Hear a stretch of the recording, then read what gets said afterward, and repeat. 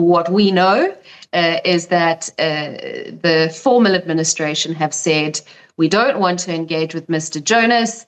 They haven't provided us, of course, with the reasons for the refusal. I would imagine that they either have to do with the previous historical sentiments that Mr. Jonas had uttered in regards to President Trump.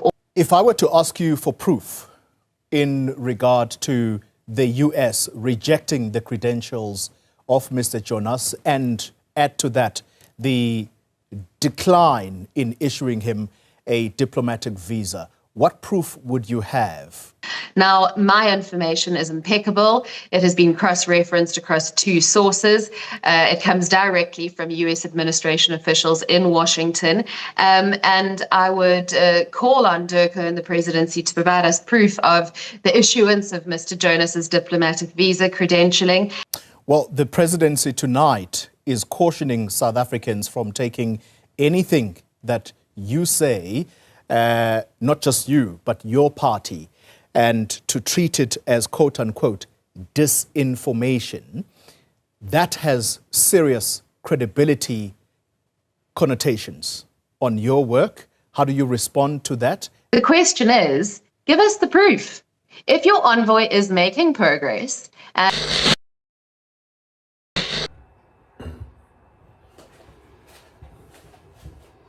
Guys, so this is another really heated interview between Chloe of Newsroom and Emma Powell, who is an international correspondent, I would argue, or international representative anyway, of the DA party. And this is all about the fact that she argues from the perspective that, you know, the proposed ambassador of South Africa to the US, who was supposed to replace Ibrahim Rasool after he was, after he was rejected, so to speak, by the Trump administration, seems to also be rejected as well.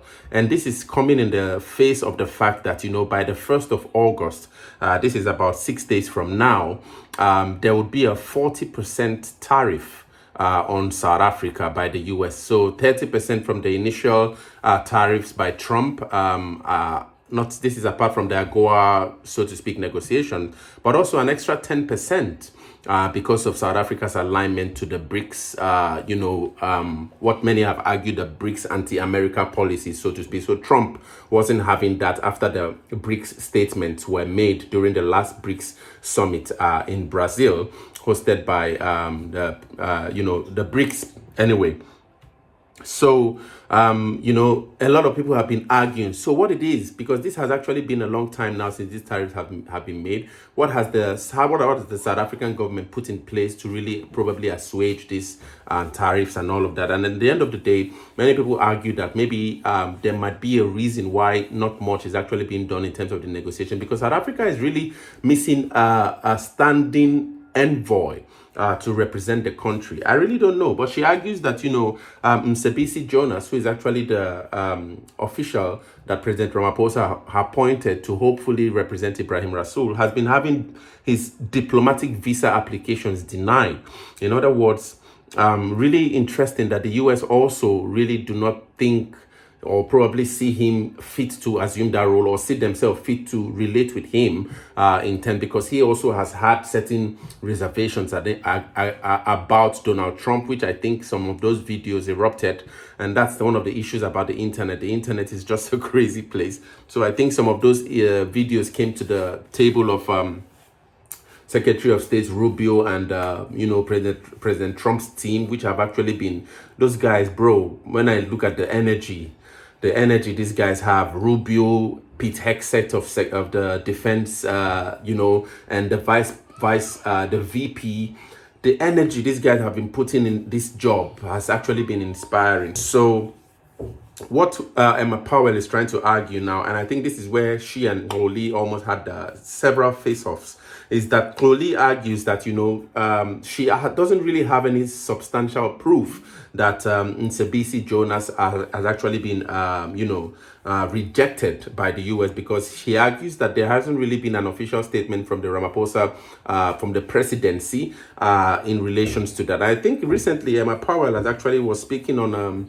I think one of the YouTube channels anyway, on how she actually has been threatened, so to speak, or allegedly, she argues that it's an apartheid style kind of tracking down that's actually done on her. She has actually been having certain kind of, allegations against her, and she's really decided to take her gloves off and ready to fight. And many times when I even look at her, she really feels like, looks like somebody who is really almost as though as an iron lady. But anyway, she has this arguments, or Oli actually argues also that there's a report given by the presidency arguing that anything that Emma Powell says, or probably some other people around her, should be regarded as disinformation, so to speak. And she gives a really strange response to that, because at the end of the day, what I'm beginning to hear, and this actually substantiates what Prince Mashele has been arguing, that the GNU is a government of enemies. So it actually appears as though the ANC and the DA, two arch enemies in one government, and they found themselves in this thing that they hate. The ANC doesn't want to be seen as though it's actually trying to kick out the DA.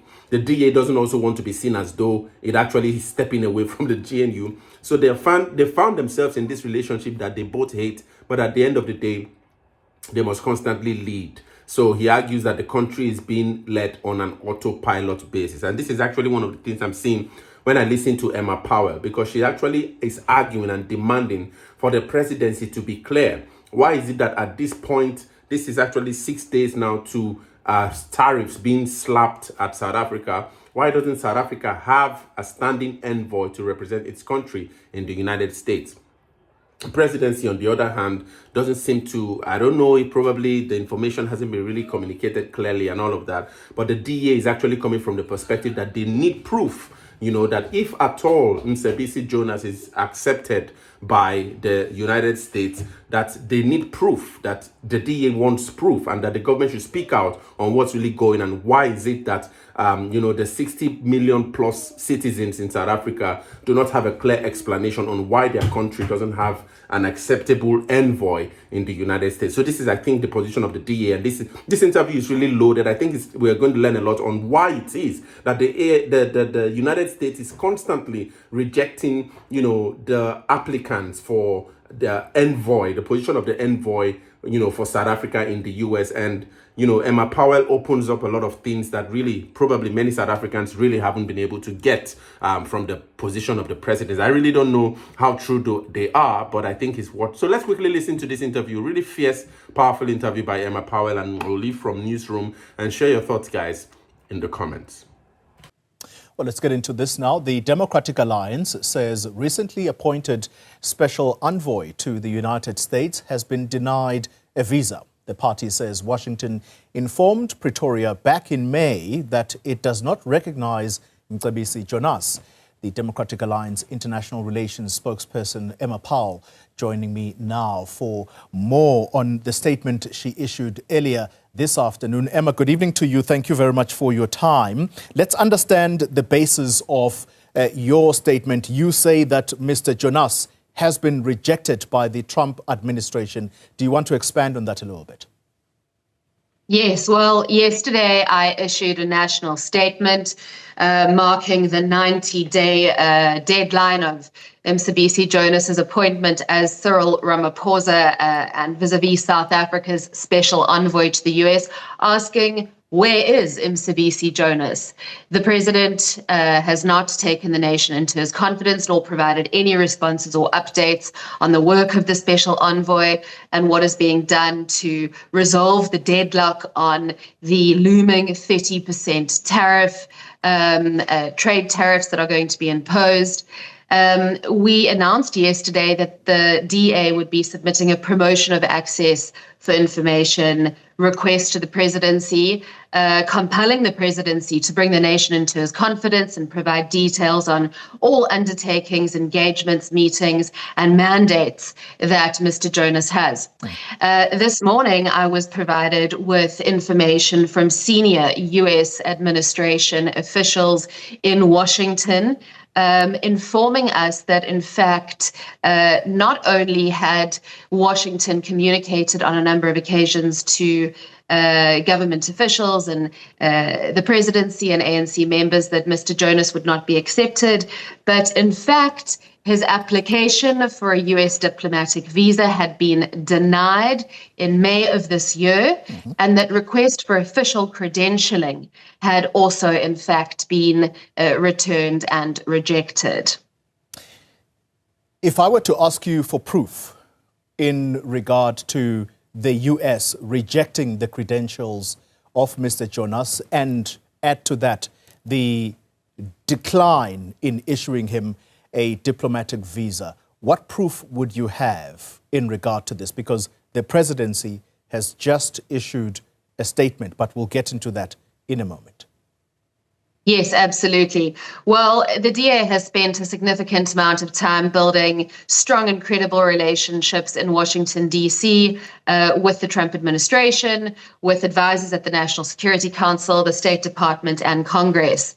I believe that the onus is now on the presidency and potentially on DIRCO to refute our allegations and to provide proof of Mr. Jonas's credentialing and of his diplomatic visa. Now, I saw a statement from Crispin Perry on Twitter, on X, that's the foreign minister's spokesperson, saying that, well, a president's special envoy, one, doesn't require credentials as an ambassador would, and two, nor does that special envoy or the president have an obligation to update the nation.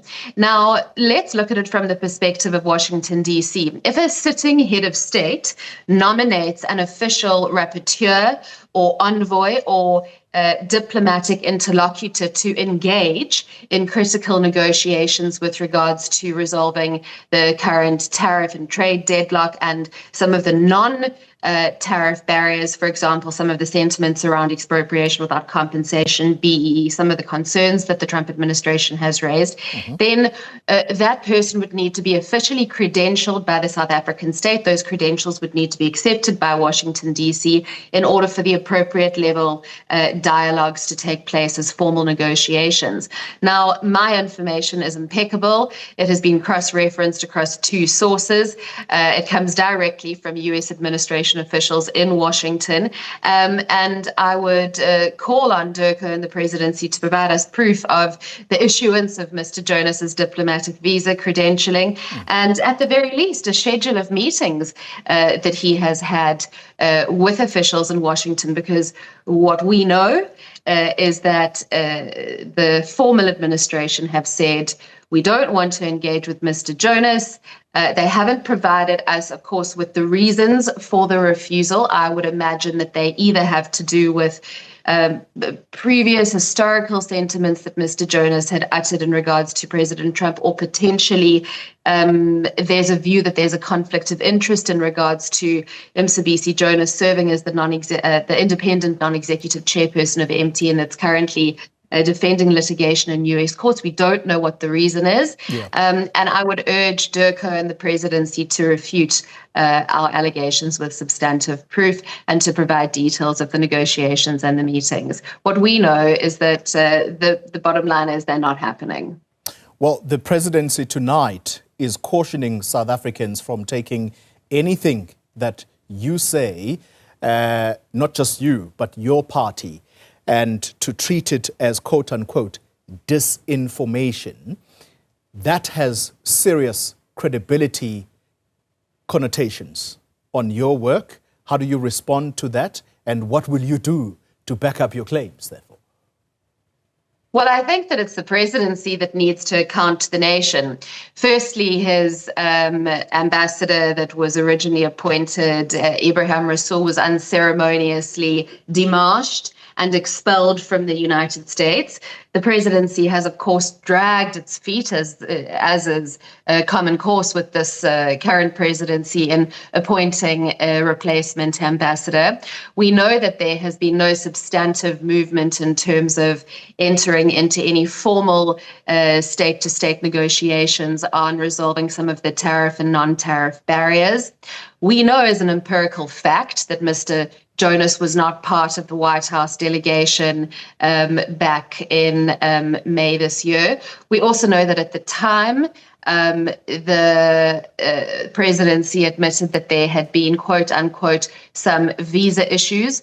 On the 10th of June, President RAMAPHOSA was filmed live on SABC stating that there had indeed been certain, what he described as visa issues, but that Mr. Jonas remained his special envoy. Now, if Mr. Jonas, he's got a wealth of experience behind him. He's a former finance minister. He's a chairperson of a large international telecoms company. I'm sure he's competent and qualified. But if he is indeed engaging, we've got 2 weeks to go until we are hit with 30% tariffs. 25% tariffs that will potentially collapse our automotive industry and decimate many of our agricultural sectors. Yeah. It is incumbent on the presidency, if they are going to say that the DA is spreading dis and misinformation, to refute those allegations with substantive proof of what it is that Mr. Jonas and the presidency are doing in DC, who they are engaging with, what the outcomes are, and what the tangible benefits will be for the people of South Africa. To date, we've seen nothing but denials and equivocations. Last night, the president's spokesperson Vincent Magwenya said on X that the DA had no right to be asking those questions because the special envoy doesn't account to the DA or the country, he accounts to the president. Yeah. The bottom line is, until we see proof of outcomes of negotiations, until we see proof of diplomatic visas, credentials, and formal bilateral meeting schedules, we're going to stick to our side of the story. Quickly, and as we end the conversation, I want to quote directly from what the presidency is saying tonight in the statement that they have just issued. They say, and I quote, "While envoys are not required to account publicly for the work they undertake, the president's own accounts of his performance include elements facilitated by envoys." What do you make of that statement? We all want to see South Africa succeed, and we would very much like to see any appointed special envoy succeed. The question is, give us the proof. If your envoy is making progress, and by all accounts, the officials that I engage with in Washington at the highest level are telling us that they have explicitly told the presidency that they will not formally engage with Mr. Jonas, that credentials have been rejected, a diplomatic visa has been rejected. That would be wonderful if the presidency is able to produce tangible results for the 63 million people of this nation in regards to tariffs and resolving this incredible tension between the USA and South Africa. We will welcome it with open arms. I await that information in substantive format from the presidency with just 2 weeks to go until the Liberation Day tariffs come into effect on the 1st of August. Emma Powell, thank you very much for your time.